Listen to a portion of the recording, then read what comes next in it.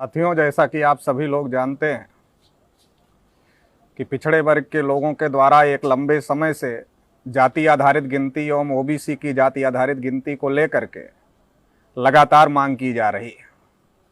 2010 से इस मुद्दे को भारत मुक्ति मोर्चा ने बड़े पैमाने पर उठाया था और उसके बाद 2010 में और 2011 में संसद में भी इसको लेकर के बहुत बड़ी लड़ाई हुई थी और जिस लड़ाई की वजह से केंद्र सरकार को इस बात को स्वीकार करना पड़ा था कि हम जाति आधारित जनगणना कराएंगे, मगर जाति आधारित जनगणना के नाम पर उन्होंने भारत सरकार के ग्रामीण विकास मंत्रालय के माध्यम से सर्वे कराया और उसकी रिपोर्ट भी आज तक पब्लिश नहीं हुई। उसके बाद से लगातार ये मांग और मजबूती के साथ आगे बढ़ रही है और 2019 चुनाव के पहले राजनाथ सिंह, जो उस समय होम मिनिस्टर थे, उन्होंने भी आश्वासन दिया था कि हम ओबीसी की गिनती और जाति आधारित गिनती 2021 में जो जनगणना होगी उसमें करवाएंगे। लेकिन दोबारा बीजेपी की सरकार बनी, दोबारा से नरेंद्र मोदी प्रधानमंत्री बने। वैसे पिछड़े वर्ग का वोट लेने के लिए नरेंद्र मोदी जी हमेशा डंका पीटते रहते हैं कि मैं पिछड़े वर्ग का हूं, मैं नीच जाति का हूं, ये डंका पीटते रहते हैं और पिछड़े वर्ग का वोट लेकर के सरकारें भी बनाते रहते हैं। लेकिन अभी जब फिर 2021 में जाति आधारित जनगणना का मुद्दा आया तो इसको लेकर बड़ा सस्पेंस बना हुआ था कि केंद्र सरकार ओबीसी की गिनती कराएगी या नहीं कराएगी। इस बात को लेकर के बहुत बड़े पैमाने पर सस्पेंस था। कई राज्यों के मुख्यमंत्री भी इस बात को लेकर के सहमत हैं और बिहार के जो मुख्यमंत्री हैं नीतीश कुमार, उनके साथ जो नेता प्रतिपक्ष हैं तेजस्वी यादव, वो भी प्रधानमंत्री को मिले और प्रधानमंत्री को कहा कि जाति आधारित गिनती होनी चाहिए। इसी प्रकार से पूरे देश के तमाम पिछड़े वर्ग के नेताओं ने भी इस बात को स्वीकार किया और इस बात की मांग किया कि देश में जाति आधारित गिनती एवं ओबीसी की जाति आधारित गिनती होनी चाहिए, जो कि आजाद भारत में आजादी के 74 सालों में नहीं हुई, जिसकी वजह से पिछड़े वर्ग के लोगों के विकास के लिए जो योजनाएं बननी चाहिए थी वो योजनाएं नहीं बन पा रही। ये जो तमाम प्रकार के सस्पेंस बने हुए थे, इस सस्पेंस पे विराम लग गया उस समय जब एक केस महाराष्ट्र सरकार के द्वारा जाति आधारित गिनती के मुद्दे को लेकर सुप्रीम कोर्ट में डाली गई थी और उस केस में भारत सरकार की तरफ से जो जवाब लगाया गया, जो एफिडेविट लगाया गया, उसमें केंद्र सरकार ने कई मजबूरियां गिनाते हुए ओबीसी की गिनती और जाति आधारित गिनती करने से मना कर दिया। केंद्र सरकार ने कहा कि ये जो जाति आधारित गिनती है, ओबीसी की गिनती है, इससे हम नहीं करा सकते क्योंकि इसको कराने में कई प्रकार की समस्याएं हैं, कई प्रकार की कठिनाई है। उन्होंने एक बात कही कि हमारे पास मैन पावर का अभाव है। लेकिन एक बड़ी बात सुप्रीम कोर्ट ने केंद्र सरकार को पूछा था कि जब 1931 की जनगणना के आधार पर, जब अंग्रेज थे गुलाम भारत में, अंग्रेज जाति आधारित गिनती कराते थे, उस समय टेक्नोलॉजी भी नहीं थी, फिर भी अंग्रेजों ने जाति आधारित गिनती कराने का काम किया था। आज तो बहुत सारा टेक्नोलॉजी का जमाना है, तो आज जाति आधारित आंकड़े क्यों नहीं कलेक्ट किए जा सकते? लेकिन सरकार ने केवल मैन पावर का हवाला दिया और ये मैन पावर का हवाला देकर के इस बात को इनकार किया कि हम जाति आधारित गिनती नहीं कराएंगे। दूसरी बात, सरकार ने कहा कि इससे 50% जो आरक्षण की रूलिंग इंदिरा साहनी वर्सेज भारत सरकार की केस में जो सुप्रीम कोर्ट ने दिया हुआ है कि 50% से ज्यादा आरक्षण नहीं दिया जा सकता, ये 50% की क्राइटेरिया टूट जाएगी अगर जाति आधारित गिनती होगी, ये संदेह है और इससे मेरिट प्रभावित होगी। लेकिन हम सभी लोग जानते हैं ईडब्ल्यूएस के नाम पर सवर्णों को आरक्षण दे करके ये क्राइटेरिया पहले ही केंद्र सरकार के द्वारा असंवैधानिक तरीके से तोड़ा जा चुका है, इसलिए ये तर्क भी किसी के गले उतर नहीं सकता। तीसरी तर्क केंद्र सरकार ने ये दिया कि ये जाति आधारित गिनती से 8,000 करोड़ रुपए लगेंगे और इतना पैसा सरकार खर्च नहीं कर सकती, ये भी एक बहाना बनाने का काम किया। जाति आधारित गिनती के लिए 8,000 करोड़, देश के जो 85% लोग हैं, देश में जो बहुत बड़ी आबादी ओबीसी की है, 60% से ज्यादा आबादी है, उतनी बड़ी आबादी के विकास के लिए, और देश में जो जनरल कास्ट के लोग हैं, ब्राह्मण हैं, क्षत्रिय हैं, वैश्य हैं, उनको क्या हिस्सा मिला क्या नहीं मिला, और पिछड़े वर्ग के लोगों को क्या हिस्सा मिला क्या नहीं मिला, ये तमाम बातें जाति आधारित गिनती की वजह से सामने आएंगी। तो इतने बड़े जो आंकड़े हैं, आंकड़े के बगैर देश का विकास नहीं हो सकता, देश के नागरिकों का विकास नहीं हो सकता। तो जो इतने बड़े आंकड़े कलेक्ट करने के लिए सरकार को 10 साल में 8,000 करोड़ रुपया खर्चा करना कोई बड़ी बात नहीं है। जब सरकार कुंभ मेले में हर साल 24,000 करोड़ रुपया खर्च करते, हर तीसरे साल 24,000 करोड़ रुपया खर्च करती है, तो 10 साल में देश के विकास के लिए, देश में अलग अलग जातियों के आंकड़े कलेक्ट करने के लिए 8,000 करोड़ खर्च करना बड़ी बात नहीं है। लेकिन सरकार ने उसको बहाना बनाया और कांग्रेस सरकार की भी पोल अपने एफिडेविट में खोल दिया, जिसमें कांग्रेस सरकार द्वारा ये दावा किया गया था कि हमने जाति आधारित गिनती कराया है। लेकिन एफिडेविट में केंद्र सरकार ने यह कहा कि जो कांग्रेस के द्वारा गिनती कराई जाने की बात कही गई थी वो सही बात नहीं थी, बल्कि केवल गरीबी के आंकड़े भारत सरकार के ग्रामीण विकास मंत्रालय के द्वारा इकट्ठा किए गए। ये तमाम बातें एफिडेविट में कह करके केंद्र सरकार ने इस बात को कह दिया कि अब हम जाति आधारित गिनती और ओबीसी की गिनती नहीं कराएंगे। सरकार ओबीसी के लोगों का वोट बीजेपी लेती है, आरएसएस के लोग ओबीसी के लोगों को हिंदू के नाम पर बहका करके वोट लेने का काम करते हैं। नरेंद्र मोदी अपने को पिछड़ा वर्ग कह करके वोट लेने का काम करते हैं। लेकिन अभी जब ओबीसी की गिनती का मामला आया तो सरकार ओबीसी की गिनती नहीं करना चाहती। सरकार ओबीसी की गिनती नहीं करना चाहती तो फिर ओबीसी का विकास कैसे होगा?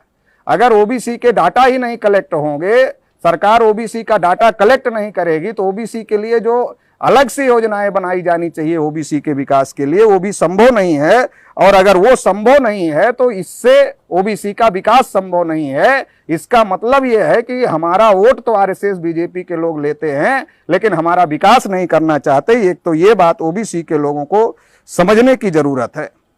या जो षड्यंत्र हो रहा है कि 74 साल में देश में किसका विकास हुआ और किसका विकास नहीं हुआ, ये जाति आधारित गिनती के डाटा से ही पता चल सकता है। लेकिन सरकार ये नहीं चाहती कि जो ओबीसी के साथ धोखेबाजी हुई, ये धोखेबाजी ओबीसी के लोगों को पता चले, इसलिए सरकार डाटा कलेक्ट नहीं करना चाहती है।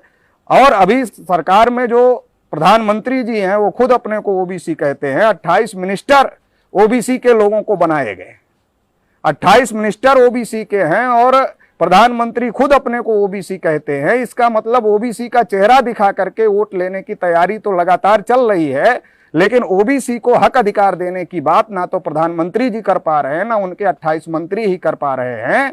इसका मतलब यह है कि इनको फैसले लेने का अधिकार नहीं है, बल्कि फैसले लेने का अधिकार केवल आरएसएस के लोगों के पास में है। और इनको मुखौटा बना करके, इनका चेहरा दिखा करके पिछड़े वर्ग के लोगों का वोट लूटा जा रहा है। इसलिए देश में जो ओबीसी के लोग रहते हैं, उन ओबीसी के लोगों को इस बात को समझने की जरूरत है, क्योंकि देश में ओबीसी की आबादी 60% है। आरएसएस और बीजेपी के द्वारा जो सरकार बनी हुई है, या देश में अभी तक जितनी सरकारें बनी हुई हैं, वो ओबीसी के वोट के बगैर, सपोर्ट के बगैर नहीं बन सकती। अगर हमारी संख्या 60% है तो सरकार को डर लगना चाहिए कि अगर हम जाति आधारित गिनती नहीं करते, ओबीसी की गिनती नहीं करते, तो ओबीसी हमारे विरोध में चला जाएगा और हमको चुनाव हरा देगा। लेकिन सरकार को डर नहीं लग रहा है, तो ओबीसी के लोगों की गिनती नहीं कर रही है सरकार को डर नहीं लग रहा है। इसके अलावा जो बहुत बड़ी संख्या में ओबीसी के लोग ही किसान हैं और लगभग 70% आबादी देश में किसानों की है, और ऐसा कहा जाता है कि भारत एक कृषि प्रधान देश है, तो 70% किसानों के खिलाफ में भी सरकार ने 3 काले कानून बनाए और किसानों की जमीन पर उद्योगपतियों का कब्जा कराने का कार्यक्रम बनाया हुआ है। इससे जो किसानों की जमीन है उस पर अडानी और अंबानी का कब्जा कराया जाएगा। और भारत के अंदर भारत कहाँ है, ये खोजने के से भी हमारे लोगों को भारत के अंदर भारत नहीं मिलेगा, ऐसी संभावनाएं आने वाले समय में बन रही। तो जो इतनी बड़ी साजिश हो रही है ओबीसी के लोगों के साथ में, किसानों के साथ में, शेड्यूल कास्ट का कोटा नहीं पूरा किया गया, उनके ऊपर एट्रोसिटीज हो रही है, माइनॉरिटीज को उनके अधिकारों से वंचित किया जा रहा है, तो देश की जो बड़ी आबादी है जिनके ऊपर अधिकार वंचित किया जा रहा है जिनको, और सरकार को डर नहीं लग रहा है इतनी बड़ी आबादी को अधिकार वंचित करने का, उसका कारण क्या है? उसका सबसे बड़ा कारण है कि जो ये सरकार चुनी जा रही है, चाहे 2009 की कांग्रेस की सरकार रही हो या फिर 2014 और 2019 की बीजेपी की सरकार हो, ये ईवीएम घोटाले से चुनाव जीत करके आए हुए लोग हैं। और इनको लगता है कि जब ईवीएम घोटाला करके हम चुनाव जीत सकते हैं तो फिर हमें ओबीसी को, एससी एसटी को या फिर किसानों को उनका हक अधिकार देने की क्या जरूरत है। इसलिए ओबीसी के खिलाफ भी बड़े पैमाने पर फैसले हो रहे हैं। ओबीसी की गिनती नहीं हो रही है, संख्या के अनुपात में हिस्सा नहीं मिल रहा है, और ऐसी बहुत सारे षड्यंत्र ओबीसी के खिलाफ हो रहे हैं। इसी प्रकार से किसानों की जमीन छीनने का षड्यंत्र हो रहा है। ये सारा खेला ईवीएम की वजह से हो रहा है। इसलिए राष्ट्रीय पिछड़ा वर्ग मोर्चा ने तय किया है कि सरकार की जो ये पिछड़े वर्गों की दमनकारी नीति है पिछड़े वर्गों के लिए, इसके खिलाफ में आंदोलन करने की जरूरत है। इसलिए राष्ट्रीय पिछड़ा वर्ग मोर्चा ने कई चरणों में चरणबद्ध आंदोलन 3 मुद्दों को लेकर के घोषित किया है। एक तो ओबीसी की गिनती और जाति आधारित गिनती होनी चाहिए। दूसरा मुद्दा है किसानों के खिलाफ जो 3 काले कानून लाए गए हैं पार्लियामेंट से, उन 3 काले कानूनों को वापस लिया जाए। और तीसरा मुद्दा है कि ईवीएम में जो घोटाला करके सरकारें बनाई जा रही हैं, जो ईवीएम से चुनाव हो रहा है, तो ईवीएम से चुनाव बंद कराया जाए और बैलेट पेपर से चुनाव कराया जाए, या फिर पेपर ट्रेल से जो पर्चियां निकल रही है उनका 100% मिलान कराया जाए। इन 3 मुद्दों को लेकर के चरणबद्ध आंदोलन राष्ट्रीय पिछड़ा वर्ग मोर्चा के द्वारा घोषित किया गया है, जिसमें पहला चरण 15 अक्टूबर 2021 को होगा। 15 अक्टूबर 2021 को पूरे भारत के 31 राज्यों के 550 जिलों से महामहिम राष्ट्रपति महोदय को ज्ञापन प्रेषित किया जाए। दूसरा चरण 29 अक्टूबर 2021 को पूरे भारत के 31 राज्यों के 550 जिला मुख्यालयों पर धरना प्रदर्शन किया जाएगा और पुनः महामहिम राष्ट्रपति महोदय को ज्ञापन प्रेषित किया जाएगा। तीसरा चरण 12 नवंबर 2021 को पूरे भारत के 31 राज्यों के 550 जिलों में 5000 तहसीलों पर धरना प्रदर्शन किया जाएगा एवं पुनः महामहिम राष्ट्रपति महोदय को ज्ञापन प्रेषित किया जाएगा। चौथे चरण में 25 नवंबर 2021 को पूरे भारत के 31 राज्यों के 550 जिलों के 5000 तहसीलों में रैली प्रदर्शन किया जाएगा और रैली प्रदर्शन के बाद में जेल भरो आंदोलन भी किया जाएगा और गिरफ्तारियां दी जाएंगी।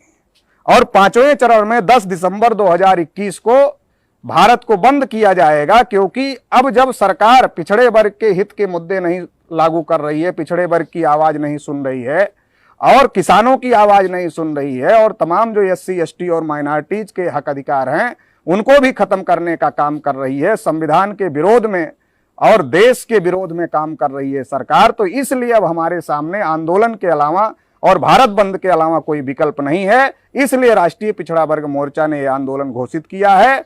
इसलिए हम देश भर के सभी